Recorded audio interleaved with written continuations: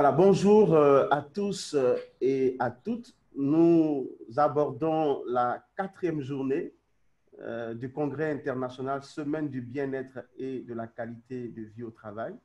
Aujourd'hui, à la différence des autres jours, nous allons parler des pratiques managériales. Je rappelle que la première journée, donc le mardi 8, nous avons toutes les thématiques tournaient autour de l'organisation du travail. Le deuxième jour, nous avons parlé de santé psychologique au travail. Hier, il a été question du dialogue social et aujourd'hui, toutes les conférences que nous allons aborder, quasiment toutes les conférences, vont toucher à la question des pratiques managériales. Pratiques managériales au cœur de la crise COVID-19. Donc aujourd'hui et tout à l'heure, là maintenant, nous entamons la première conférence de la journée. La thématique, elle est affichée à votre écran, vous la voyez, c'est manager l'entreprise en contexte de crise 2019. Voilà, beaucoup d'entreprises et beaucoup d'organisations se sont posées cette question, comment manager mon équipe, comment manager mon entreprise, comment continuer dans cette dynamique de performance, etc., tout en tenant compte des contraintes et de la réalité de la crise COVID-19. Donc, pour aborder ce sujet, nous recevons Ignace Cui. Bonjour. Cher Bonjour. René, comment Bonjour. vas-tu? Je vais bien, merci et bonjour à tous les participants, chers internautes. Bonjour. Voilà. Donc, notre invité, notre conférencier, Ignace Cui, est diplômé de l'École supérieure de commerce de Yamoussoukro, ESC, avec l'option études comptables supérieures. Il est également diplômé de l'Institut des techniques économiques et comptables, du Conservatoire national des arts et métiers, INTEC, CENAM Paris, en France. Il est aussi titulaire de plusieurs certificats en gestion de projets, en gestion des ressources humaines et management. Ignace Cui est aussi diplômé en management stratégique et leadership de Brighton School of Business and Management et du Chartered Management Institute UK. Et il totalise à ce jour plus de 23 années d'expérience et de pratique dans la gestion des opérations à des postes de direction au sein de plusieurs institutions nationales et internationales.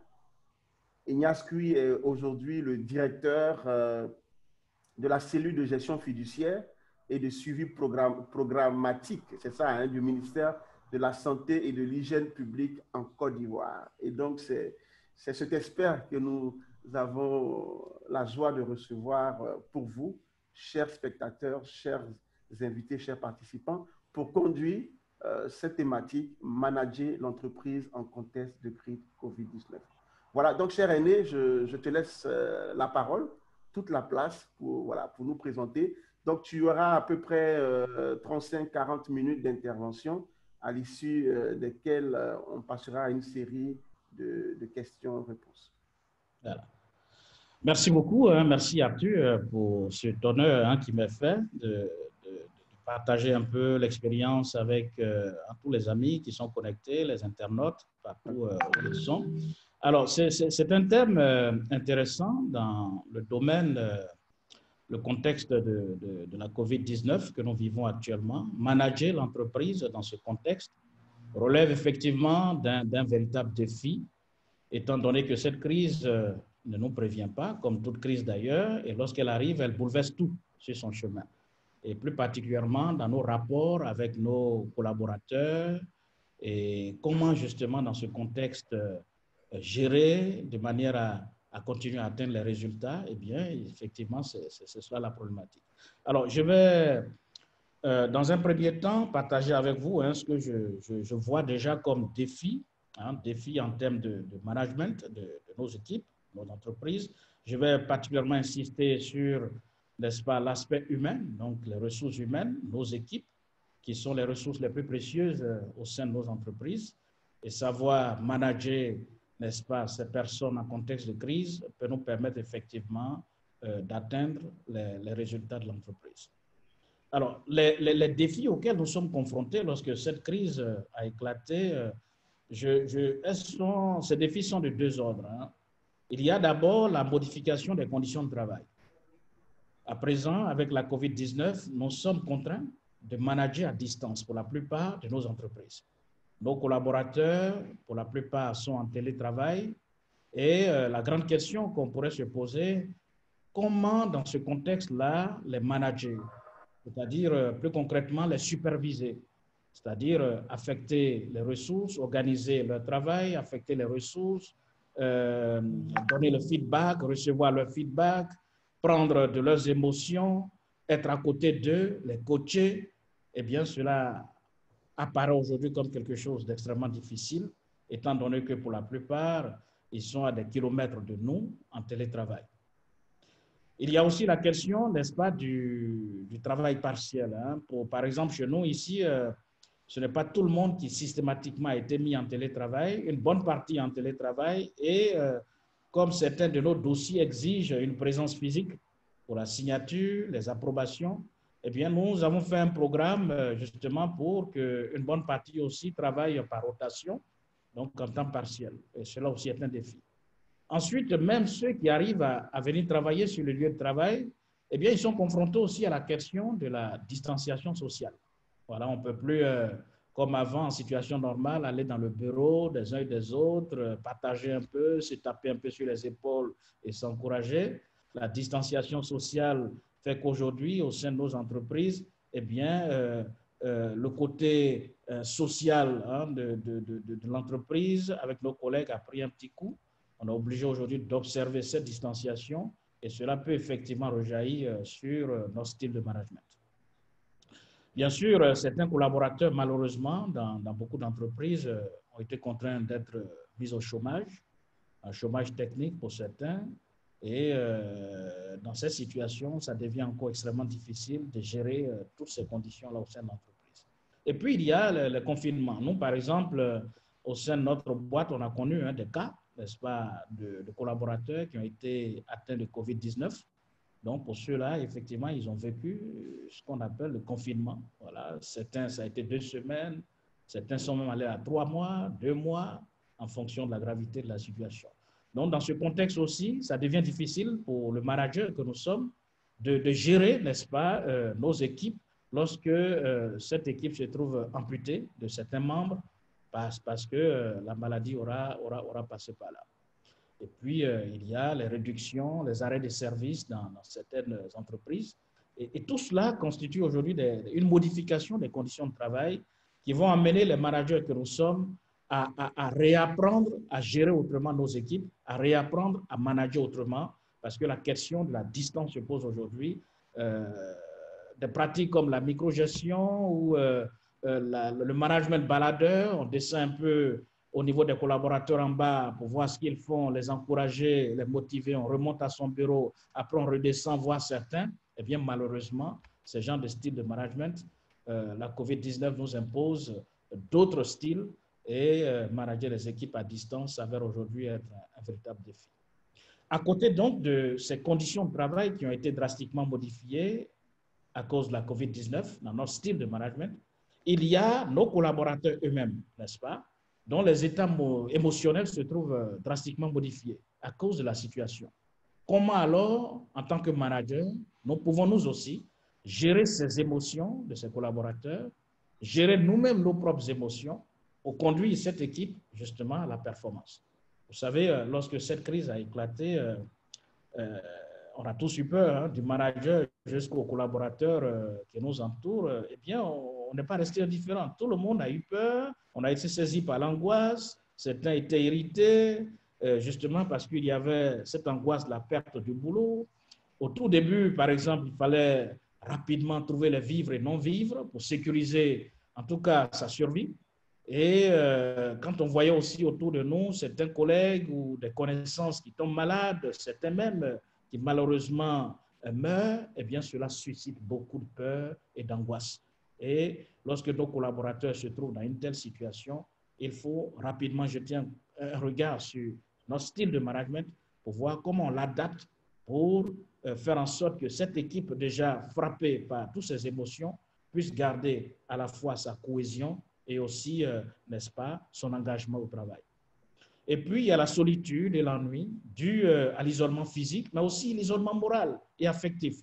beaucoup d'entre nous, on est habitués sur le lieu de travail à socialiser, on rit avec les uns et les autres, et lors de la pause, on est ensemble, même au cours du travail de bureau en bureau, on socialise, on partage ensemble, n'est-ce pas, nos soucis. Eh bien, à présent, avec l'isolement, les collaborateurs se trouvent seuls chez eux, à la maison, et souvent dans des conditions de travail extrêmement difficiles. Eh bien, ils peuvent prendre un coup, hein, n'est-ce pas, au niveau physique, au niveau moral, au niveau affectif. Et toutes ces choses-là, il nous appartient de réguler notre style de management pour y faire face. Il y a aussi la crise de cohabitation. Vous savez que ce n'est pas facile avec cette situation. Il y a une confusion de vie aujourd'hui, hein, vie familiale avec vie professionnelle. Quand on se retrouve à la maison, eh bien, la frontière a disparu. Voilà. En même temps qu'on est à la maison, les enfants sont là, nos conjoints sont là.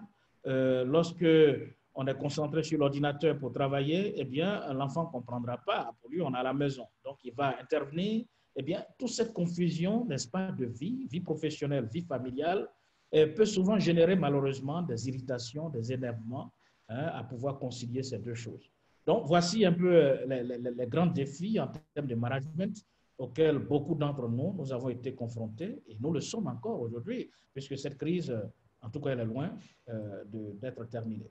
Donc, défi, comment adapter notre management de l'entreprise, de nos zones, de nos équipes, lorsque les collaborateurs se trouvent à distance.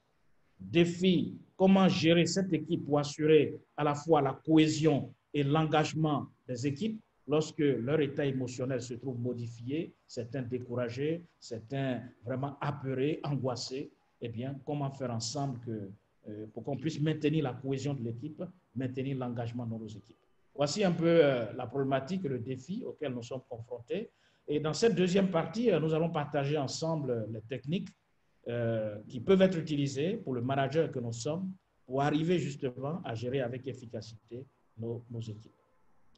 Alors, je vais vous présenter dans cette partie sept leviers, cette technique qui me semble extrêmement important pour, dans cette période de COVID-19, arriver à gérer efficacement nos équipes. Le premier élément qui me semble important, c'est jeter un bon regard sur les objectifs, à la fois les objectifs de l'entreprise, mais aussi les objectifs de nos collaborateurs. Pourquoi? Avec l'éclatement de la COVID-19, eh bien, la visibilité de l'entreprise se trouve pratiquement brouillée. À court terme, à long terme, cela paraît aujourd'hui extrêmement difficile de prédire ce que l'avenir nous réserve au sein de nos entreprises. Cette crise est venue chambouler tout. Donc aujourd'hui, il est quasiment difficile ou illusoire de s'asseoir et continuer à construire sur des objectifs qui ont été posés en situation normale et de continuer à bâtir sur ces mêmes objectifs alors que nous sommes en situation de crise qui a pratiquement amené des changements, brouillé l'horizon sur le court terme, le moyen terme et même le long terme. Donc, dans ces conditions, eh bien, il est important de s'asseoir avec nos équipes et de poser un nouveau regard pour reviser ces objectifs et les adapter à la condition de crise que nous vivons. Si une entreprise s'était fixée pour objectif de faire un tel en termes de chiffre d'affaires, eh bien, aujourd'hui, avec la crise, où le marché se trouve pratiquement réduit, ou pour certaines entreprises, on est même obligé de réduire l'effectif ou de fermer certaines unités de production, eh bien, ces mêmes objectifs peuvent être conservés. Donc, en situation de crise, objectif de crise à adapter. Et ceci est important au niveau de nos collaborateurs. Si nous conservons les mêmes objectifs qu'on avait fixés à ces collaborateurs en situation normale et que nous les reconduisons en situation de crise, eh bien, c'est vraiment une véritable illusion dans laquelle nous lançons. Pourquoi? Parce que cette crise ayant modifié pratiquement tous les paramètres, les collaborateurs travaillant à présent à distance, à la maison, eh bien, les objectifs qu'on leur avait fixés dans des conditions normales ne peuvent plus être pratiquement les mêmes. Donc, il faut s'asseoir vraiment avec eux, discuter ensemble ce qui est faisable dans des conditions actuelles.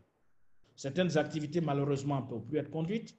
Certains objectifs qu'on leur avait assignés ne peuvent plus être poursuivis parce que la crise est là, est devant nous, implacable.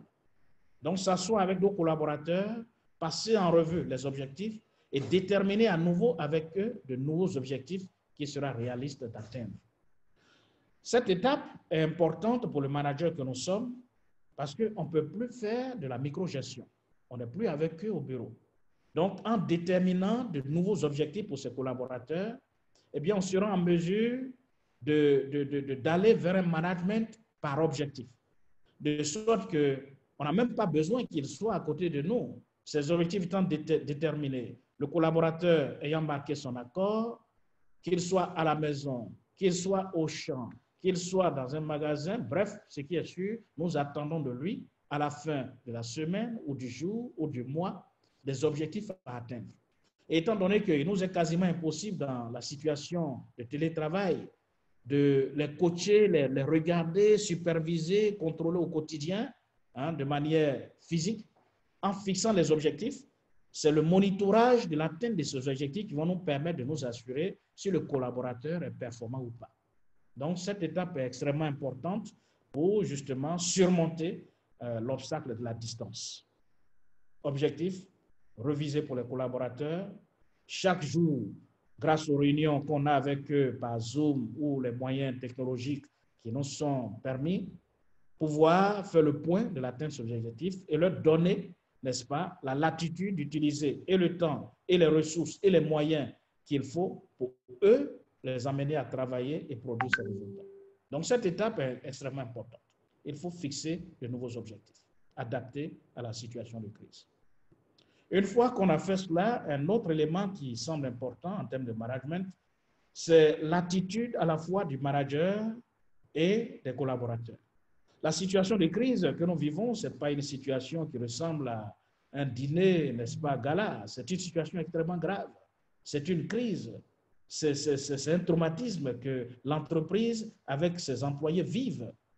Donc, dans cette situation, le manager, tout comme le collaborateur, eh bien, se trouve dans une situation où leurs états émotionnels sont modifiés. Le manager lui-même se pose des questions par rapport à la survie de l'entreprise. Comment adapter les choses de manière à continuer à produire à la fois pour donner des résultats, permettre à nos collaborateurs d'avoir leur salaire de fin de mois? Eh bien, ces questionnements qui traversent l'esprit du manager traversent aussi l'esprit de tous les collaborateurs. Dans ce contexte-là de crise, ce dont on a besoin, c'est un manager qui est serein malgré la situation. J'avoue que ce n'est pas facile, mais il faut garder sa sérénité. Il faut dégager de l'assurance. C'est cette assurance que nous dégageons qui va communiquer à nos collaborateurs la confiance qu'ils continuent à placer en nous.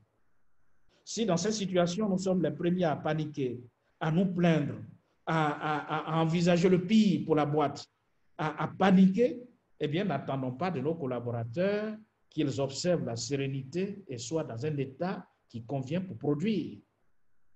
Donc, dans cette situation, nous sommes un peu comme, vous savez, le berger, lorsqu'il guide ses brebis, les brebis souvent sont nombreuses, mais tous ces brebis suivent le seul berger dans la discipline. Ces brebis le font parce qu'il y a une grande confiance au berger. Ces brebis ont le sentiment que s'il y a un danger, le berger sera là pour les protéger, pour écarter le danger. Alors imaginez alors que cette crise de coronavirus qui éclate, et puis c'est nos managers qui, dans cette situation, sommes paniqués. Notre état émotionnel laisse transparaître que vraiment d'ici demain, l'entreprise va fermer, on ne sait pas qu'est-ce qu'il faut faire, c'est nous qui nous plaignons et qui paniquons les collaborateurs. Dans une telle situation, eh bien, leur morale va prendre un coup. Et si le moral de nos collaborateurs prend un coup dans ce contexte, il va être quasiment difficile d'attendre d'eux la productivité. Donc, c'est important dans ce contexte que le manager dégage une posture d'assurance. Non pas qu'il est insensible à la situation, non, justement, parce que la situation est une situation grave, il ne doit pas en ajouter par sa posture de panique, mais au contraire, en tant que manager, il va rassurer, parce qu'il sait que c'est le seul moyen à sa disposition pour continuer à maintenir ses collaborateurs dans un état émotionnel qui leur permet d'avoir la sérénité pour produire. Donc, s'il reste serein, il dégage l'assurance, il va susciter toujours la confiance des collaborateurs qui ne vont pas faire des calculs, quitter la boîte, fuir, mais au contraire, qui vont l'épauler au quotidien pour continuer à relever ce défi de cette crise de Corona qui, dans tous les cas, passera et l'entreprise survivra. Donc, c'est important, cette deuxième étape, que le collaborateur, le manager et ses collaborateurs se mettent dans cette posture, assurance, confiance malgré la situation. Troisième aspect qui me semble aussi important au manager dans ce contexte, c'est la flexibilité. Vous savez, quand la situation est normale et que nous travaillons au quotidien avec nos collaborateurs, oui, les procédures sont là, il faut venir à 7 h ou 8 h pour commencer le travail, il faut repartir à 17 h ou 18 h pour certains. Oui, en situation normale, tout cela peut être rapidement respecté sans aucun problème. Mais quand on vit une crise comme celle du coronavirus et que les collaborateurs sont obligés de composer avec les moyens de bord pour travailler chez eux à la maison, sans même nous-mêmes on sache véritablement dans quel type de conditions ils travaillent, est-ce qu'ils ont l'espace de travail adéquat à la maison où ils sont? Eh bien, on ne peut pas continuer à être exigeant comme on l'est en situation normale. Mais la flexibilité ne veut pas dire que nous allons transiger avec les normes de performance de nos boîtes. Non, la flexibilité signifiera tout simplement, là où nous avions des exigences en termes de conditions de travail, en termes d'horaire de travail, en termes d'espace de travail, eh bien, nous ne serons pas aussi regardants parce que nous ne sommes pas en mesure de donner à nos collaborateurs ces mêmes conditions pour avoir les mêmes exigences à l'égard d'eux. Donc, à ce niveau, il ne faut pas être trop dur à l'égard des collaborateurs. Et c'est pour ça, d'ailleurs, le premier pilier que j'ai mentionné, c'est-à-dire la fixation d'objectifs, permet justement de relâcher un peu le frein à ce niveau. Si on a fixé des objectifs, tout ce qu'on atteint à la fin du mois ou à la fin de la semaine ou du jour, c'est juste produire, atteindre les résultats les objectifs qu'on leur a fixés. Donc, si on a procédé ainsi, on va être, n'est-ce pas, moins dur, on sera plus flexible dans leur management à eux. On va leur laisser la latitude d'organiser leur travail et de rapporter les résultats. Un jour, j'ai appelé un collaborateur qui était en télétravail. On avait mis un bon nombre en télétravail et j'avais besoin d'un document important et je l'ai appelé s'il pouvait rapidement m'envoyer ce document pour avancer dans mon travail. Et à ma grande surprise, il m'a dit à mes chefs, je suis sur mon chantier. J'ai dit, mais comment ça? Tu es sur ton chantier? Donc, pour certains, hein, en télétravail, c'est comme s'ils sont en congé.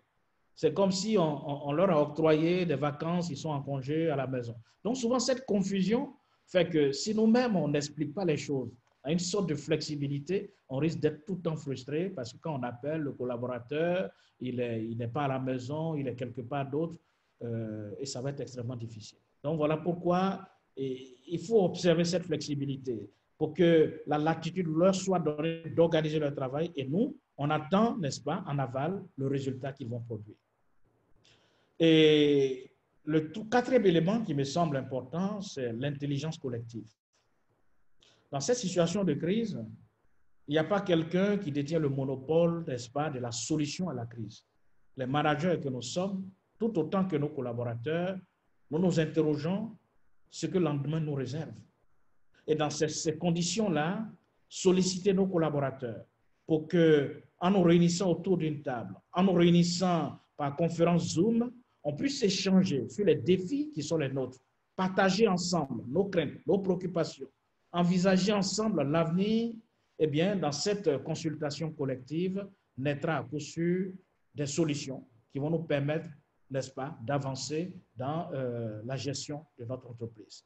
Donc, c'est une étape extrêmement importante où il ne faut pas conduire l'entreprise en one-man show, dans son one-man show, en étant seul à réfléchir, à trouver les solutions et à les imposer à nos collaborateurs. Non, dans cette situation de crise, eh bien, le management doit s'ouvrir, n'est-ce pas, à ses collaborateurs, leur donner aussi l'opportunité de contribuer à solutionner les défis qui sont les nôtres, faire leurs propositions, ils vont faire des suggestions, on va les mettre ensemble et analyser pour voir quelle est la meilleure manière pour notre entreprise de nous en sortir. Et même au niveau de l'organisation concrète du travail, demander leur avis. Qu'est-ce qu'ils proposent qu'on fasse dans ce contexte difficile? Et on va voir qu'en les consultant, eh bien, des solutions extrêmement intelligentes peuvent émerger et nous permettre en tant que manager d'ajuster les choses et d'aller au résultat. Donc, c'est important en cette situation de crise d'utiliser l'intelligence collective en consultant les uns et les autres pour ensemble aller à des solutions plus pérennes. Le cinquième pilier qui me semble important en matière de gestion de nos équipes dans cette situation de Covid, c'est développer l'intelligence émotionnelle. L'intelligence émotionnelle, oui, c'est important. C'est important parce que la crise nous pousse à bout. Et cette crise, en nous poussant à bout, peut faire en sorte que chacun d'entre nous, manager comme collaborateur, on peut être un peu sur les nerfs. Et les moindres, n'est-ce pas, mots qui sont prononcés peuvent nous pousser à bout et nous énerver et des conflits inattendus peuvent émerger. Donc, dans cette situation, l'intelligence émotionnelle va nous permettre d'être à l'écoute de nos collaborateurs, de comprendre les états émotionnels qu'ils traversent, de les interpréter comme il faut et d'avoir la sérénité d'y faire face et les gérer ensemble.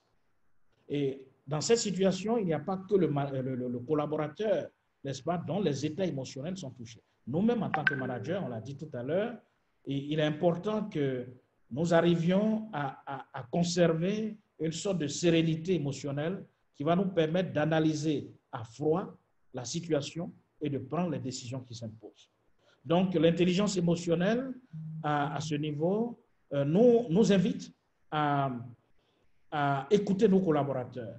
D'autant plus qu'ils travaillent maintenant à distance, il nous est quasiment impossible de regarder leur visage, d'aller dans leur bureau et voir si ils vont mieux, si ils sont contents ce matin ou alors si quelque chose affecte leur état émotionnel, ça va être difficile de le faire. D'autant plus qu'ils travaillent à distance. Voilà pourquoi, à ce niveau, si nous apprenons à développer davantage l'intelligence émotionnelle, nous allons même, au travers des outils comme Zoom, par téléconférence, lorsque nous activons la vidéo ou entendons simplement leur voix, il sera quasiment possible d'interpréter les états émotionnels qu'ils traversent. Et pour ceux qui ont suivi la session d'hier, n'est-ce pas, de cette série de formations, eh bien, on a le formateur qui est passé à parler de la méthode du PNL, en programmation neurolinguistique. Et c'est une technique qui permet justement, dans des situations comme ça, de faire une lecture intelligente des états émotionnels de nos collaborateurs, de les interpréter et de voir comment, avec toute sérénité, on peut adapter ces états émotionnels à la situation et gérer l'entreprise en toute confiance. Donc, c'est important à ce niveau-là de pouvoir comprendre nos collaborateurs, d'être à leur écoute chaque jour. Nous, ce que nous faisons ici à la cellule, c'est d'avoir pratiquement chaque jour des conférences Zoom avec ceux qui sont en télétravail. Donc, une fois dans la journée, on est en communication avec eux et ça me permet de capter tout de suite les états émotionnels que les collaborateurs traversent et par des mots bien choisis, de pouvoir encourager, n'est-ce pas, motiver ceux qui, visiblement, sont en état de découragement. Donc, c'est important de comprendre, voilà, les états émotionnels de nos collaborateurs et d'être à leur écoute. Le sixième pilier important, c'est la communication elle-même. En situation de crise, tout silence peut être interprété. Imaginez par exemple le collaborateur, le manager que nous sommes, et les collaborateurs sont en télétravail chez eux à la maison. Et puis on passe une journée, 2 journées, 3 journées, sans que le collaborateur ait des nouvelles de nous, de la vie de l'entreprise. C'est le silence total. À votre avis, qu'est-ce qui va arriver? Eh bien, ça va être des interrogations. Le cerveau fertile va commencer à imaginer le pire. Peut-être même que le patron de la boîte, il a fermé. Ils ne sont plus là. Ou alors, lui-même, il a de sérieux problèmes et que finalement, tout le monde a déserté la boîte. Donc, sans un minimum de communication, il va être extrêmement difficile de manager. Et cette communication devient encore plus importante en période de crise. Et ce qu'il faut faire dans un tel contexte, c'est de multiplier les mécanismes de communication en utilisant aujourd'hui les outils informatiques à notre disposition. Pour beaucoup, comme je l'ai dit tout à l'heure, ils utilisent Zoom et tout ce qui s'offre à eux, Skype, pour maintenir ce contact avec les collaborateurs, peu importe où ils sont. Mais au moins une fois par jour, avoir cette réunion avec les collaborateurs, prendre le pouls de l'avancée de leurs objectifs, les coacher à distance au travers de cette communication, rire un peu avec eux au téléphone, prendre le pouls, n'est-ce pas, des états émotionnels qu'ils traversent, et on sera surpris de voir, par exemple, que certains travaillent dans des conditions extrêmement difficiles. Ils vont communiquer ces contraintes avec nous. On va essayer à notre niveau d'y apporter des solutions, les encourager et pour voir comment les surmonter. Eh bien, ce contact rapproché par la communication va à coup sûr rassurer nos collaborateurs et qui, dans cette période de crise, eh bien, sentiront qu'ils ne sont pas seuls, ils ne sont pas abandonnés. Mais au contraire, malgré la situation de distanciation, de télétravail, ensemble avec nos collaborateurs, nous continuons à rester une équipe soudée. Cette situation de crise, elle passera. Mais si cette phase de communication, nous la gérons très mal et que les collaborateurs, à un moment donné, parce que nous sommes silencieux, il n'y a pas de canal d'échange, ils commencent à se poser des questions, à se dire, ah oui, lorsque la situation allait bien, on était tous ensemble. Maintenant, le patron, le chef, le manager ne m'appelle même pas pour savoir dans quelles conditions je suis, comment est-ce que je travaille. Eh bien, à la reprise, à la fin de cette crise, ça va être extrêmement difficile d'avoir des collaborateurs engagés et motivés. Donc, pour continuer à maintenir la cohésion de l'équipe, il est extrêmement important de maintenir à tout prix la communication avec eux. Et les outils que nous avons aujourd'hui nous permettent, malgré tout, de maintenir cette communication. Ça peut être des emails qu'on leur envoie, des SMS qu'on envoie régulièrement pour prendre un peu les nouvelles d'eux. Ça va être ces réunions formelles qui sont organisées par Zoom pour échanger avec eux, où chacun fait le point de l'avancement de ses objectifs. Eh bien, cette situation donnera l'impression à nos collaborateurs que nous continuons, malgré la crise, malgré la distanciation, malgré le télétravail, à former toujours une équipe solide pour aller vers l'atteinte d'objectifs clairement définis. Donc, cette étape est extrêmement importante et nous encourageons en général tous les managers, là où ils sont, à ne jamais négliger cette étape importante de la communication. Il faut maintenir à tout prix la cohésion de l'équipe en communiquant, en échangeant, en prenant les nouvelles des collaborateurs là où ils sont, pour qu'à la reprise, on n'ait pas à refaire un travail à zéro. Voilà, donc cette étape me semble extrêmement importante, la communication. Le 7e pilier qui me semble aussi très important pour manager en cette période de crise, c'est la responsabilité. Vous savez, quand tout va bien, eh bien, ça va bien aussi pour tout le monde. Tout le monde peut donner des idées, tout le monde peut avoir ses solutions, mais lorsqu'une crise éclate, eh bien, ceux qui sont prêts à prendre le devant, on ne les voit pas beaucoup. Voilà. Et dans cette situation, les managers que nous sommes, nous ne devons jamais fuir nos responsabilités. Si on a pris une décision avec nos collaborateurs et que malheureusement, dans cette situation de crise, cette décision n'aboutit pas à un résultat satisfaisant tel que nous l'avons escompté, il faut avoir le courage d'assumer la responsabilité. Dans cette situation de crise, il ne faut pas rapidement rejeter les responsabilités sur les collaborateurs qui sont déjà opprimés, écrasés par la situation de crise. Le manager qui veut sauvegarder l'engagement, la motivation et la cohésion de son équipe dans cette situation de crise assumera toujours la responsabilité en tant que chef de son équipe. Si nous le faisons, eh bien, les collaborateurs se sentiront protégés. Et ils auront toujours l'envie d'aller au-devant, de faire des propositions, de tenter des choses pour nous sortir des situations difficiles, sachant que si ça échoue, eh bien, le manager que nous sommes, nous serons toujours là pour en assumer les responsabilités, parce que nous savons qu'ils auront essayé de travailler comme ils peuvent. Donc, ne jamais fuir les responsabilités, récolter les dividendes quand tout va bien, et puis rejeter les fautes sur les autres lorsque les choses tournent au vinaigre, eh bien, ce n'est pas la posture des managers que nous sommes.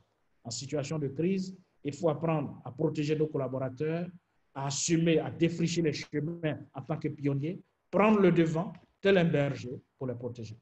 Donc, ce 7e pilier me semble aussi très important en situation de crise pour mieux manager, n'est-ce pas, nos équipes. Donc, voici brièvement le tour de 7 techniques qui me semblent importantes en cette situation de crise pour mieux gérer nos équipes au sein de nos entreprises. Alors, je récapitule. Il faut fixer des objectifs de crise pour que les collaborateurs qui travaillent à distance, eh bien, on ait un management par objectif plutôt qu'une micro-gestion qui sera quasiment impossible en situation de distanciation, de télétravail, où on ne sait même pas ce que le collaborateur fait à la maison. Ça va être quasiment impossible de micro-gérer. Donc, il faut fixer des objectifs pour qu'à distance, il ne rapporte que les résultats par rapport à l'atteinte de ces objectifs. C'est ainsi qu'on pourra mesurer, n'est-ce pas, sa performance malgré la distanciation. Deuxième aspect, l'assurance, la posture du manager. Dégager l'assurance malgré la crise. Malgré une situation extrêmement difficile et qui panique tous, mais dégager l'assurance. Dans cette posture d'assurance, nous allons continuer à mériter la confiance de nos collaborateurs. Et là où il y a confiance, il y a assurance, eh bien, le corps entier, l'esprit sont en harmonie pour continuer à produire. Car dans la panique, eh bien, l'organisme se trouve réduit par rapport à ses capacités. Troisième élément, la flexibilité. C'est un contexte extrêmement difficile. On ne peut pas avoir les mêmes exigences en termes d'horaire de travail, en termes de conditions de travail, d'environnement de travail, qu'on les a en situation normale. Ici, en situation de Covid, on attend du manager qu'il use d'une certaine flexibilité pour donner un peu d'autonomie, plus d'autonomie à ses collaborateurs pour qu'ils puissent travailler et rapporter les résultats. Donc, être trop exigeant sur les horaires de travail, prendre le téléphone et appeler à 8 heures pour s'assurer que le collaborateur à la maison et à son poste de travail, eh bien, c'est inopérant. Parce qu'avec la technologie aujourd'hui, il peut nous dire tout ce qu'il veut. Et on n'a aucun moyen pour le vérifier. Donc, confiance, fixer des objectifs et attendre qu'ils rapportent les résultats. Et monitorer, n'est-ce pas, le suivi de ces résultats. Quatrième élément que nous avons vu, l'intelligence collective. Ne pilotons pas seuls. En situation de crise, il faut s'ouvrir à ses collaborateurs. Dans l'intelligence collective, peut émerger des solutions qui dépassent notre entendement. Consulter nos collaborateurs, demander leur avis et ne pas piloter seul et venir leur imposer des choses qui sont faites. Eh bien, des collaborateurs déjà déprimés, si nous imposons des choses, eh bien, ça va tuer l'engagement et la motivation. Cinquième élément que nous avons vu, c'est l'intelligence émotionnelle. Être à l'écoute de nos collaborateurs, lire les émotions qu'ils traversent. Eh bien, quand à la maison, les conditions de travail sont extrêmement difficiles et qu'il ouvre son cœur à vous, en tant que manager, eh bien, ayons un cœur attentif pour analyser le contexte dans lequel il a travaillé pour produire un tel résultat. D'autant plus qu'à la maison, nous n'avons pas créé les conditions pour eux. On n'a pas aménagé un bureau qui convient pour eux. Ils ont fait avec les moyens de bord pour installer chez eux à la maison les conditions minimales qu'il faut pour continuer à produire. Donc, dans un tel contexte, si on n'est pas à leur écoute, pour comprendre, pour les écouter, eh bien, ça va être extrêmement difficile d'avoir leur adhésion, leur engagement. Et puis, on a vu dans la sixième technique, la communication. Maintenir à tout prix cette communication avec eux, par tous les moyens. Téléphone, SMS, Zoom, à travers des réunions formelles par Zoom ou de manière informelle, des coups de fil, juste prendre de leurs nouvelles, comment ils vont, eh bien, cela va les dynamiser, leur permettre de toujours garder la motivation et le niveau d'engagement qu'il faut. Et enfin, nous avons vu que dans ces situations de crise, il faut apprendre toujours en tant que manager à assumer. Que les choses tournent bien ou tournent mal, nous sommes les responsables et nous l'assumons pour protéger nos collaborateurs et leur permettre aussi de dire, vous pouvez toujours essayer encore, on peut y arriver, continuez à foncer, on y arrivera, cette crise, elle passera. Le manager coach est responsable et il assume pour protéger ses collaborateurs. Alors, après avoir vu ce que nous venons de voir comme technique, on peut peut-être se poser aussi, se projeter dans l'après-Covid-19. Si cette crise finit, elle se termine, et on espère qu'elle se terminera, et que la vie en entreprise reprend, quelle va être la posture du manager? Comment manager juste l'après-Covid pour continuer toujours à garder la cohésion et l'engagement de nos équipes? Alors, la première des choses qu'il conviendra de faire lorsque cette crise prendra fin, eh bien, c'est de penser à un plan de reprise progressif et d'accompagnement de nos collaborateurs. Vous savez, quand on a vécu une crise comme celle du Covid-19, confinés à la maison, certains malades par le Covid et confinés, certains même à l'hôpital, quand on sort d'une telle situation, on n'est plus le même individu. Donc, c'est une crise énorme qui aura été vécue et le manager que nous sommes à la reprise, il ne faudra pas faire comme si rien n'a été. Non, la situation a bel et bien changé. Nos collaborateurs ont subi un véritable traumatisme. Certains, par exemple, qui étaient habitués chaque matin en situation normale, prendre leur voiture ou le transport commun, traverser l'embouteillage pour venir jusqu'au bureau, eh bien, pendant cette période, n'est-ce pas, de télétravail, ils ont appris à développer d'autres mécanismes, n'est-ce pas, de travail. Le télétravail, ils n'ont plus à supporter les embouteillages, il n'y a plus de coûts de transport, ils n'ont plus à se lever très tôt le matin pour au moins 1 heure ou 30 minutes de temps pour aller au travail. Donc, ils ont développé d'autres mécanismes, d'autres valeurs durant cette crise. Et c'est ce qu'on appelle la croissance post-traumatique. Cette crise n'a pas que des effets négatifs. Elle aura appris à nos collaborateurs à développer d'autres aptitudes. Donc, à la reprise, il faudra comprendre, n'est-ce pas, cette contrainte. Si on n'a pas compris cela, eh bien, et que le collaborateur ne l'a pas vu à 7 heures comme exigé, on va s'énerver, on va commencer à taper, alors que nos collaborateurs sortent d'une situation où ils ont appris à développer de nouvelles habitudes. Voilà. Le matin, il dort, il se réveille peut-être à 7 heures, le temps de s'apprêter, et puis bon, il est sur son ordinateur. Quand on va reprendre, il aura à se lever très tôt pour emprunter le transport commun, ou prendre sa voiture, affronter les embouteillages, et puis arriver jusqu'au bureau. Alors, ce changement d'habitude ne va pas être aussi facile à faire.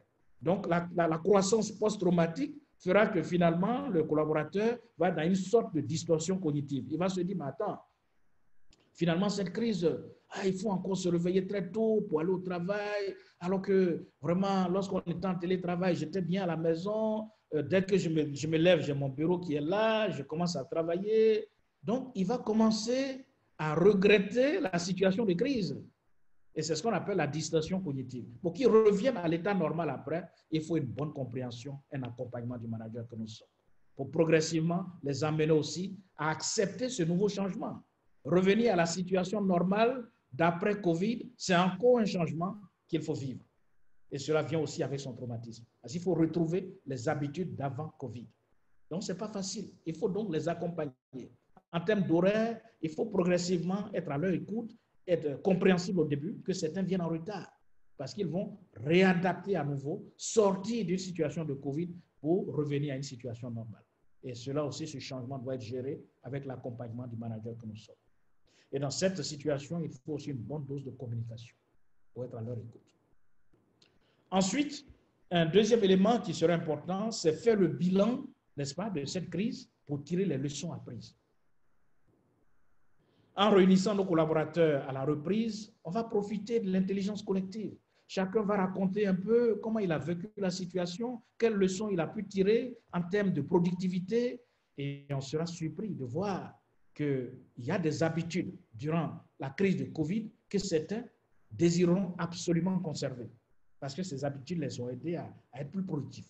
J'ai même entendu des collaborateurs qui disent « Ah, mais si le télétravail là peut rester comme ça, vraiment ce serait bien, hein, parce que je sens que je suis plus à l'aise, il y a la famille à côté, les enfants à côté, donc cette harmonie, fusion de vie professionnelle, vie familiale, vraiment ça me remplit d'énergie et je me sens plus productif. » Donc en faisant le bilan, on va tirer les meilleures pratiques nécessaires pour justement mettre au service de notre entreprise.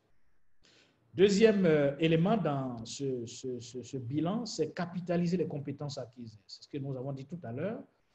Certains collaborateurs sont devenus forts durant cette crise dans la fabrication, la production de contenu numérique. Il y en a qui ont appris à faire des formations durant cette crise, à utiliser, n'est-ce pas, tous les outils qu'il faut pour présenter, alors qu'avant, il leur était quasiment impossible de le faire. Les outils collaboratifs aussi tels que Zoom, eh bien, même la vieille génération, n'est-ce pas, de nos collaborateurs les plus âgés, qui avaient une aversion pour ces outils informatiques ont été contraints de s'y mettre. Et certains reviennent aujourd'hui avec une compétence avérée dans l'utilisation de ces outils. Et il faut compter dorénavant avec n'est-ce pas, ces actifs. Et puis, il y a le e-learning. Durant cette crise, beaucoup ont profité pour apprendre. Là, nous sommes en train de faire depuis une semaine, n'est-ce pas, cette formation en ligne. Mais ces formations, durant la période de crise, ont été extrêmement nombreuses. Partout, sur toutes les plateformes, celui qui voulait vraiment se former avait des e-learning partout. Donc, les collaborateurs ont aussi appris, n'est-ce pas, d'autres aptitudes, d'autres compétences en matière d'apprentissage au sujet de e-learning. Et ces acquis-là doivent être capitalisés. Il ne faut jamais les laisser tomber. Il y a eu aussi le reverse mentoring, où cette fois-ci, c'est les jeunes générations, hein, la génération YZ, qui est, n'est-ce pas, très habituée aux outils informatiques et qui va maintenant accompagner, n'est-ce pas, les personnes, n'est-ce pas, les plus âgées au sein de l'entreprise, qui ne sont pas plus à l'aise avec ces outils informatiques. C'est eux, hein, ces jeunes-là, qui vont former, n'est-ce pas, les personnes plus expérimentées qui sont au bureau et qui ne sont pas très habituées à ces outils informatiques. Donc ça aussi, il faut l'accepter, hein, le reverse mentoring, où ces jeunes vont continuer maintenant à aider, n'est-ce pas, cette génération qui n'a pas connu ces outils, qui n'a pas été à l'aise avec ces outils, qui va apprendre à les former, à les coacher pour les amener aussi à un niveau de productivité qu'il faut. Donc, faire ce bilan est extrêmement important pour en tirer les leçons et bâtir pour l'avenir. Et enfin, il faut célébrer la survie, la résilience. Ce ne sont pas toutes les entreprises qui auront résisté à cette crise. Beaucoup, malheureusement, auront fermé. Beaucoup de collaborateurs auront perdu leur boulot. Donc, si nous, en tant qu'entreprise, on a pu survivre à cette crise et reprendre progressivement notre vie normale en entreprise, eh bien, cela se célèbre. Il faut donc, à la reprise de nos reconnaissances publiques, beaucoup d'entreprises envisagent faire un team building avec leur équipe à la reprise, une petite sortie lorsque, n'est-ce pas, les questions de distanciation seront terminées, une petite réunion avec toute l'équipe pour célébrer ensemble la survie, la résilience. Voilà, parce qu'on aura survécu. Durant cette période de crise, l'entreprise aura conservé ses actifs. On aura réussi à conserver l'essentiel de notre équipe pour continuer à produire. Et durant cette phase, il faut féliciter. Il faut féliciter nos collaborateurs d'avoir enduré, d'avoir été résilients, d'avoir été coopératifs, d'avoir conservé la cohésion de l'équipe malgré les conditions de travail difficiles auxquelles ils ont été exposés et d'avoir cru aussi que nous pourrions nous en sortir et de nous accompagner.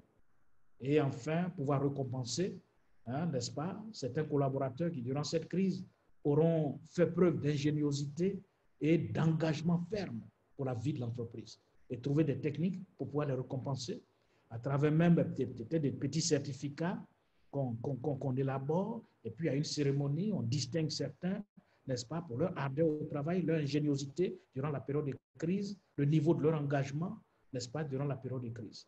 Donc, en agissant ainsi, eh bien, il nous sera plus facile à la reprise d'avoir une équipe disposée, toujours disposée à nous accompagner, voilà, qui seront toujours engagés et pour semer, ensemble, garder la cohésion de l'équipe, n'est-ce pas, la performance, la productivité.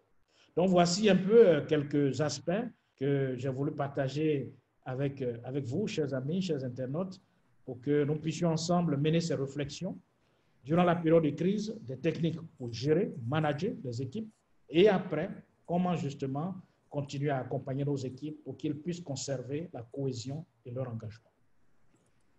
Je vous remercie pour ce temps d'écoute et reste à votre disposition pour échanger ensemble.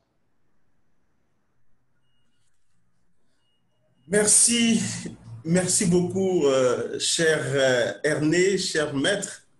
Merci d'avoir partagé avec nous cette expérience. Je pense que, comme moi, beaucoup des personnes qui t'ont suivi ont été très nourries. Et donc, voilà, moi, ce que je retiens deux choses dans la présentation que tu as faite, manager l'entreprise en période de crise Covid. Il y a le pendant Covid et il y a l'après-Covid.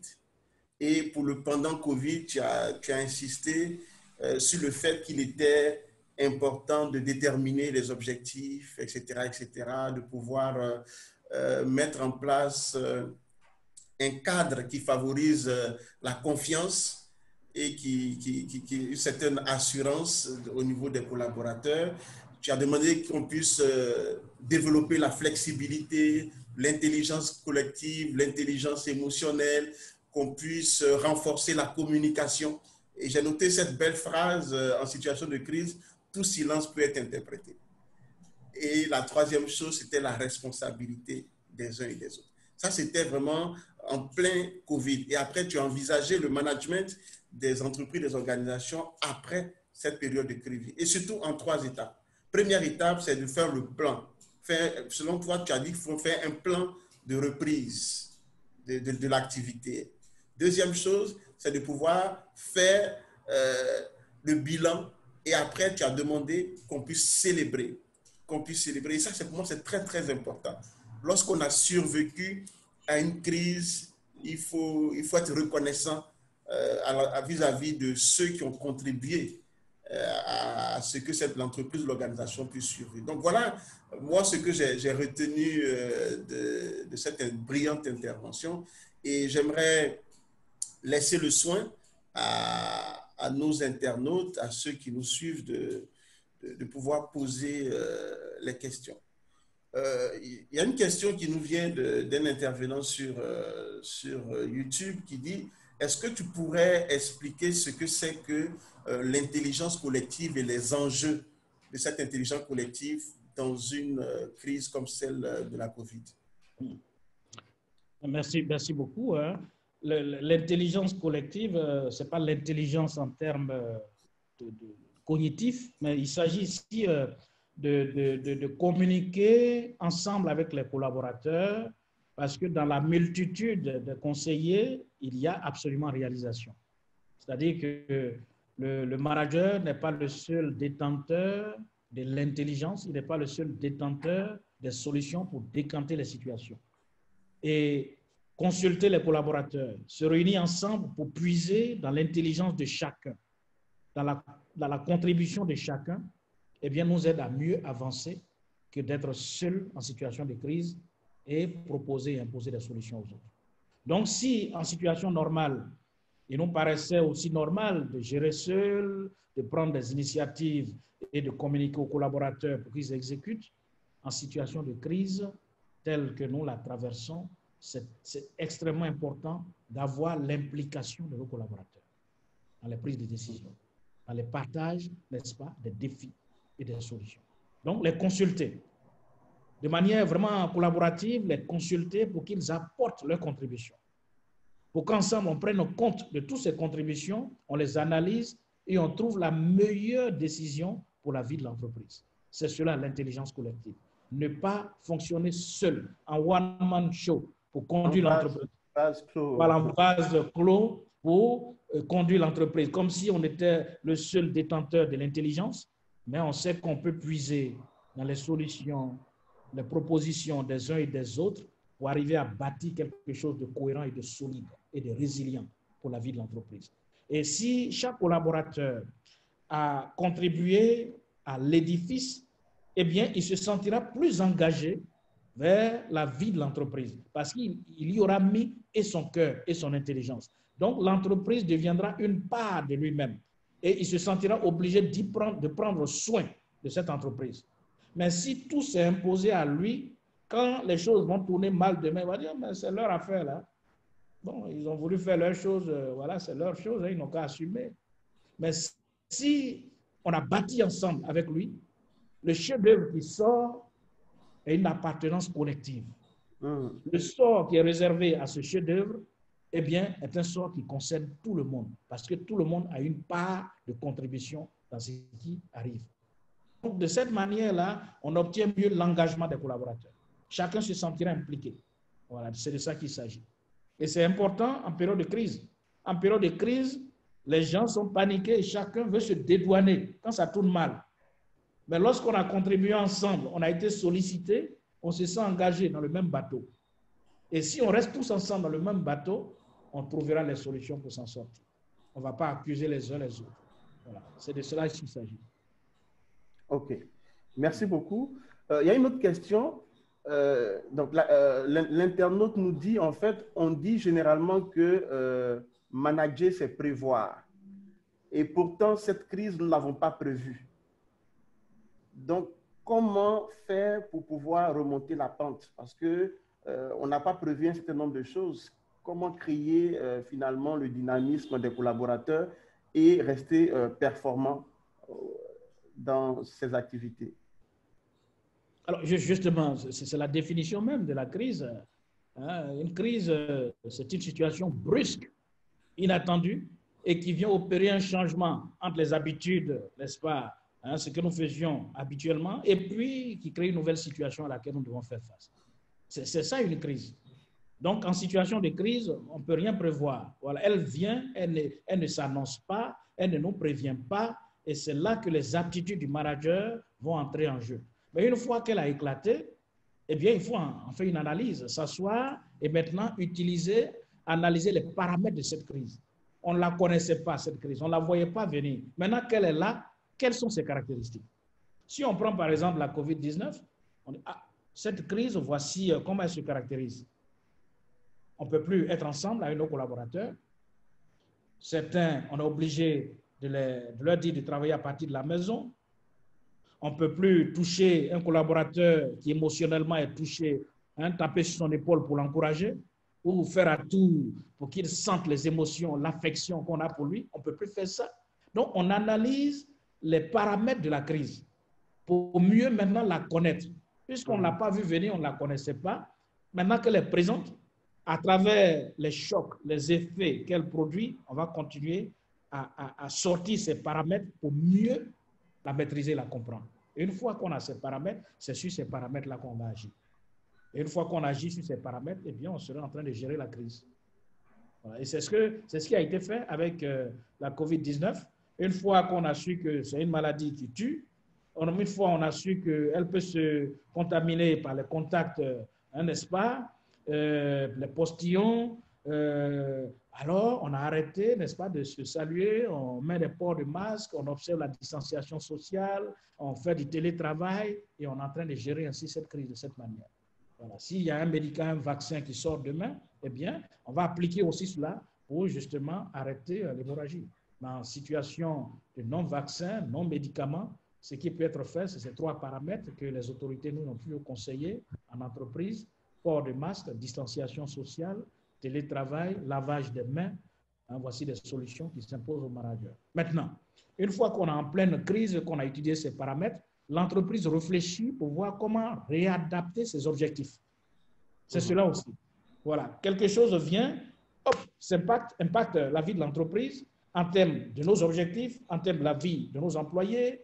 Eh bien, on ne regarde pas et reste là à admirer, n'est-ce pas? La flexibilité, n'est-ce pas, de l'entreprise, l'adaptabilité de l'entreprise va faire que, OK, ici je suis coincé, comment je fais pour passer quand même? C'est là que, dans la présentation que j'ai faite, j'ai dit, il faut s'asseoir et en fonction des réalités qu'on a par rapport à cette crise, redéfinir de nouveaux objectifs de crise qui vont se faire accompagner d'activités réalisables dans le contexte actuel, le temps que la crise, justement, s'estompe. OK. Merci beaucoup. On a Ngoran qui pose cette question. Il dit, en télétravail, que faire lorsque, malgré le coaching et l'écoute, on n'arrive pas à obtenir le résultat escompté? Alors, la question qu'il pose est intéressante, mais on pourrait peut-être ramener, c'est pareil, hein, même en situation normale. Lorsqu'un collaborateur n'est plus productif, malgré tout l'encouragement qu'on fait, qu'est-ce qu'on fait? Situation normale, s'il n'est pas productif, eh bien, les mesures administratives en termes de droit du travail qui s'imposent sont là pour régir la situation d'un collaborateur non productif. Donc, si vous avez fixé des objectifs en début d'année à un collaborateur, malgré le coaching, l'accompagnement, il n'arrive pas à les atteindre, deux questions. Est-ce qu'il est incompétent? Est-ce qu'il n'est pas engagé? Parce que quelqu'un peut être compétent, mais non engagé. Si vous avez un collaborateur compétent, c'est-à-dire que techniquement, il a le savoir-faire, le savoir-faire, le savoir-être. Donc, il est compétent. Mais il n'a pas l'engagement. Il n'a pas le cœur à l'ouvrage. il ne veut pas être engagé dans la vie de l'entreprise. Donc, vous allez beau lui dire de faire ça, mais s'il n'a pas le cœur à l'ouvrage, il ne le fera pas.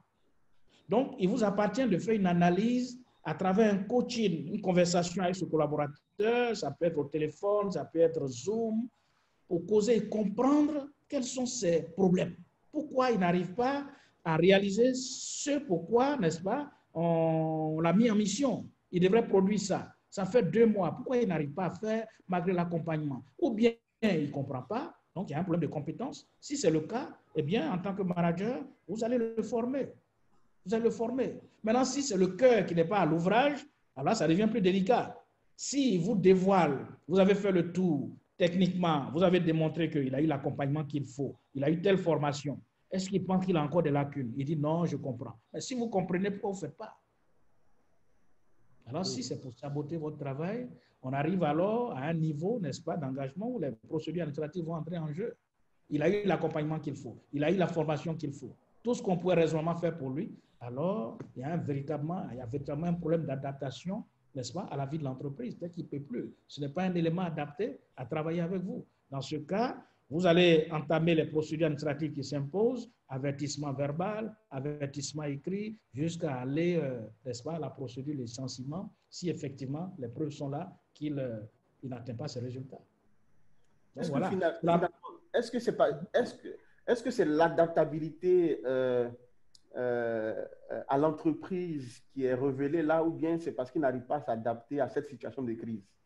Oui, mais ça, personne, aucun magicien ne peut l'imaginer. C'est-à-dire que c'est des questionnements qu'on fait. Il faut analyser la situation avec le collaborateur.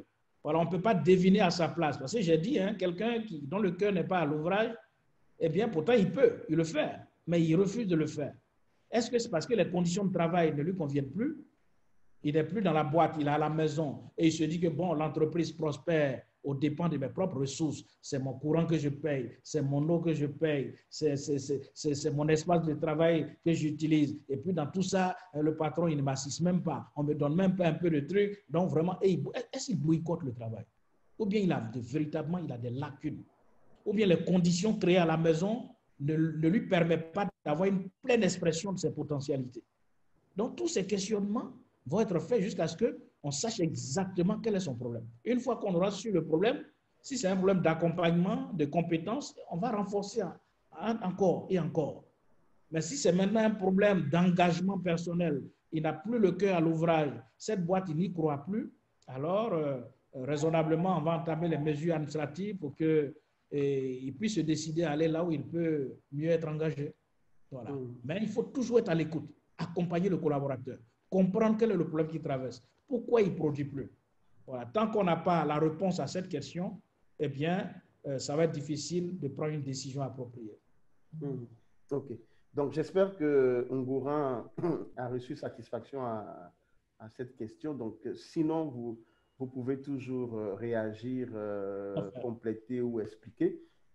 Donc, moi, je remarque que dans le déroulé de ta présentation, parlant de cette thématique, manager l'entreprise en situation de crise, on est resté dans un management interne, c'est-à-dire un management en relation avec les acteurs internes de l'entreprise. J'ai remarqué que tu n'as pas abordé les acteurs externes, parce qu'une entreprise, même si elle met en place tout ce dispositif en interne, après, quelle est sa relation? Comment elle gère la relation avec les clients, les prestataires, les fournisseurs, pour qu'elle puisse générer également des finances? Très bonne observation, Arthur. Très bonne observation. Mais c'est fait à dessein. C'est en introduction, effectivement, j'avais dit que je venais, parce que la vie de l'entreprise, il y a plusieurs ressources qui contribuent au management de l'entreprise.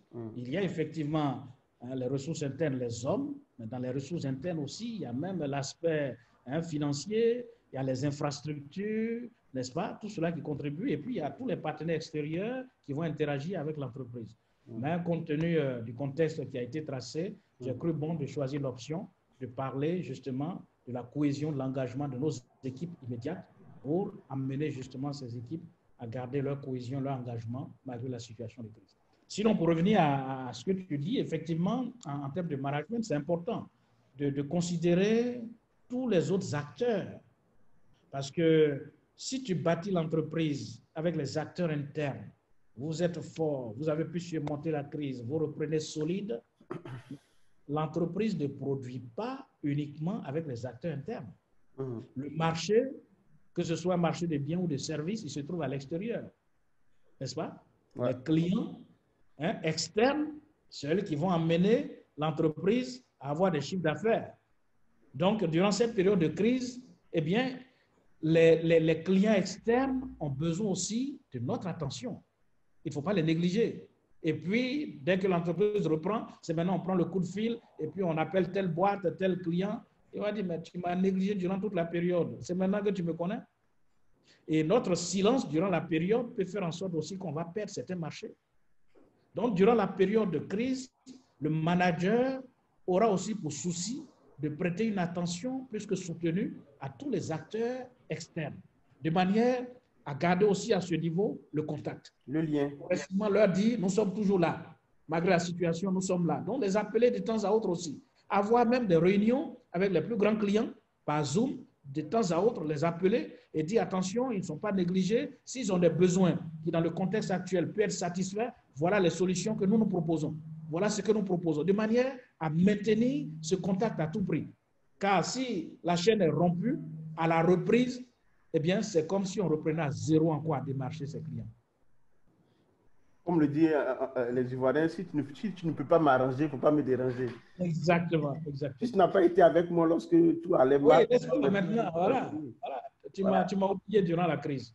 C'est ça. Moi, j'ai bien envie de dire en fait que c'est aussi important pour une entreprise, pour une organisation, de manager aussi bien ses partenaires, ses collaborateurs en interne que ses collaborateurs à l'externe. Parce que voilà, ce sont les deux piliers, les deux éléments importants en fait, moteurs du développement de toute entreprise, de toute organisation.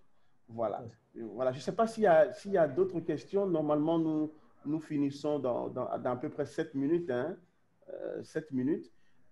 Une autre question qui nous parvient, c'est concernant l'intelligence émotionnelle. Voilà.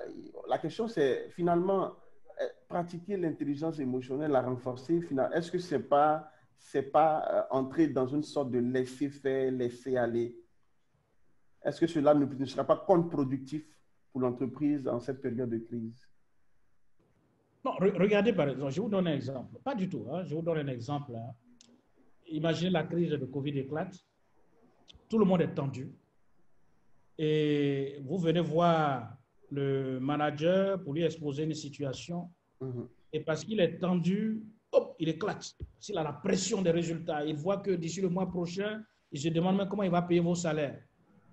Et vous ne semblez pas avoir compris, vous êtes venu avec une préoccupation personnelle et comme il n'a pas su gérer ses émotions, il s'est mis en colère. Il a crié, il crie sur vous, il dit même des choses qu'il ne faut même pas dire. Comment vous sentirez? Vous serez abattu. Vous aurez l'impression que vous n'avez pas été écouté. Vos préoccupations n'ont pas été prises en compte. Mais lui-même, le manager, il aura l'impression que dans cette crise grave, ce sont ces petits problèmes personnels que vous venez présenter. Il ne vous aura pas compris non plus. Il ne vous aura pas compris. Et lui-même, il ne se sentira pas non plus compris. Parce que pour lui, il y a des priorités. Donc, vous voyez que sans l'intelligence émotionnelle, c'est-à-dire la capacité à détecter chez l'autre et chez vous-même les émotions qui vous traversent, à les analyser, à comprendre leurs causes et à avoir les techniques pour les temporiser, eh bien, vous allez entrer dans une gestion émotionnelle. C'est-à-dire une gestion qui est basée uniquement sur des choses subjectives et vous laissez guider par vos émotions, la colère, l'énervement, la peur, l'angoisse. Ce ne sont pas dans ces situations-là qu'on devient productif. Donc, l'intelligence émotionnelle, ce n'est pas du laisser aller. C'est plutôt comprendre les émotions de l'autre. Je donne un exemple. Votre collaborateur, tel que vous étiez venu tout à l'heure, présenter un problème personnel. Un manager qui a une lecture saine de l'intelligence émotionnelle, il vous écoute attentivement. Il vous écoute attentivement. Vous allez exposer vos préoccupations. Quand il va comprendre, il va les analyser à froid. Ensuite, vous donnez la réponse adéquate de manière posée. Donc, ça ne veut pas dire qu'il vous dorlote. Non. Ça ne veut pas dire qu'il fait du laisser-aller. Non. Il va y apporter la réponse qu'il faut mais avec la posture d'un manager qui a mis les émotions de côté, la colère de côté, et qui s'exprime à vous de manière intelligente, de manière objective, pour vous faire comprendre les contraintes qu'il a, sans vociférer, sans crier. Vous savez, une femme mariée à son homme et qui ont près de 40 ans de mariage, disait un jour à son mari, qui avait l'habitude de crier chaque fois sur elle, elle dit, mais chérie, tu n'as pas remarqué que depuis 40 ans, tu cries, ça ne donne pas de résultats. Mais plus tu cries, moins j'écoute. Mais s'il te plaît, murmure de douces paroles à mes oreilles, tu verras que je te suivrai partout. Wow. C'était puissant. Hein? Donc souvent, la manière dont nous prenons nos collaborateurs, eh bien, va déterminer leur engagement, leur motivation. Si ce patron, ce manager, vous avez simplement écouté et compris vos préoccupations, certes, il ne va pas peut-être aller dans le sens de ce que vous espérez, mais le simple fait que vous sentiez écouté et compris, eh bien, vous soulage à moitié. C'est de cela qu'il s'agit. Il ne s'agit pas de répondre à tous vos désirata. Non, non, non, ce n'est pas cela l'intelligence émotionnelle.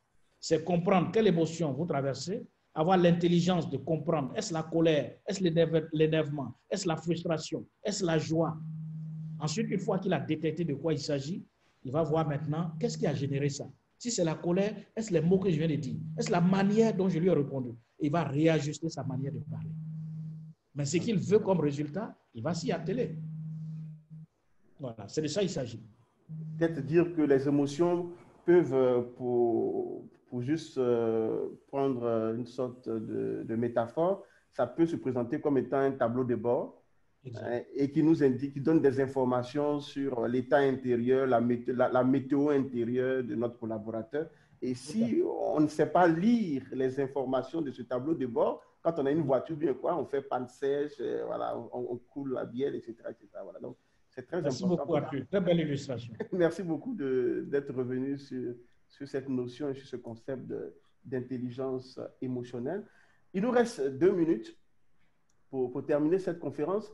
Finalement, qu'est-ce qui fait la différence entre le management d'une entreprise hors crise et le management d'une entreprise en période de crise? C'est quoi la différence fondamentale? Alors, la différence fondamentale, c'est celle présentée comme défi au début de ma présentation. En période de crise, les indicateurs, l'horizon semble être bouché parce que le coût, l'impact qui est venu de manière brusque, sans qu'on s'y soit préparé. Donc, nos prévisions, nos planifications prennent un coup parce que l'horizon est bouché. Personne ne peut savoir d'ici demain, après-demain, 1 mois, 1 an, si cette crise-là, elle va finir ou alors on aura une deuxième vague, personne ne sait. Donc, la grosse différence, c'est cela. C'est en termes de prévision. Lorsqu'il y a une crise, on ne s'y attend pas, les choses s'imposent à nous et on est obligé de réadapter, de redéfinir nos objectifs pour les adapter à la situation. Deuxièmement, dans le contexte d'une entreprise, eh bien, la crise a forcément des impacts sur les objectifs de l'entreprise, sur les objectifs de nos collaborateurs, sur leur vie, sur leur santé. Donc, ces paramètres sont des paramètres nouveaux qui n'existent pas en situation normale. Donc, l'état émotionnel des collaborateurs est modifié. C'est maintenant la peur, l'angoisse du lendemain. Est-ce qu'on ne va pas perdre notre travail? Est-ce que la boîte ne va pas fermer? Est-ce qu'on sera en mesure de payer les salaires? Est-ce que moi-même à la maison, je ne vais pas attraper la maladie? Est-ce que si j'attrape la maladie, on ne va pas dire, bon, ça fait 2 mois que je suis absent, donc on se sépare de moi. Donc, les angoisses suscitées par la crise n'existaient pas avant. Voilà, donc, sont tous ces paramètres-là. Et puis, bien sûr, il y a même la capacité de l'entreprise elle-même à aller vers son but ultime qui est la productivité, la performance. L'entreprise, pour certains, on ne peut plus produire parce que pour aller produire, il faut aller acheter les intrants. Pour prendre les intrants, il faut se déplacer. Les déplacements sont fermés, les pays ont fermé leurs frontières, on ne peut plus s'approvisionner. Donc, il y a toutes ces contraintes-là qui changent carrément l'environnement de vie de l'entreprise. Quel est ton mot de fin? Mot de fin, c'est dire que gérer en situation de crise comme la COVID-19 appelle de la part des managers que nous sommes suffisamment de recul. Et la ressource la plus précieuse au sein de nos entreprises, certes il y a l'argent, certes il y a les infrastructures, mais la plus précieuse, ce sont nos collaborateurs. Sans leur engagement, sans leur motivation, Sans leur cohésion, aucune productivité ne sera optimisée. Donc, durant la crise, ne jamais oublier cet aspect. Prendre soin de nos collaborateurs, même s'ils sont en télétravail, ne jamais les lâcher. Être à leur côté, à leur écoute, à travers une communication de proximité.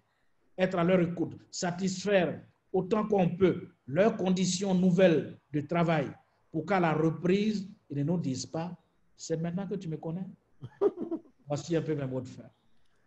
En tout cas, merci beaucoup, Ignace Cui, cher aîné, directeur de la cellule de gestion fiduciaire et suivi programmatique au sein du ministère de l'hygiène et de la santé publique en Côte d'Ivoire, coach, manager, leader. En tout cas, merci beaucoup d'avoir partagé ton expérience sur la thématique comment manager finalement une entreprise, une organisation en période de crise.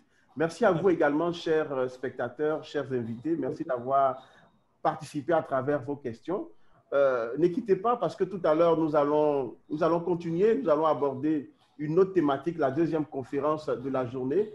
Et cette conférence aura pour thème manager son équipe après le confinement, restaurer le bien-être collectif pour réussir la relance des activités. Donc, au cœur de cette conférence, de cette deuxième conférence, il s'agira de mettre en place tous les éléments de la qualité de vie au travail pour pouvoir reprendre les activités en bonne intelligence et être performant. Merci et à très bientôt. Au revoir.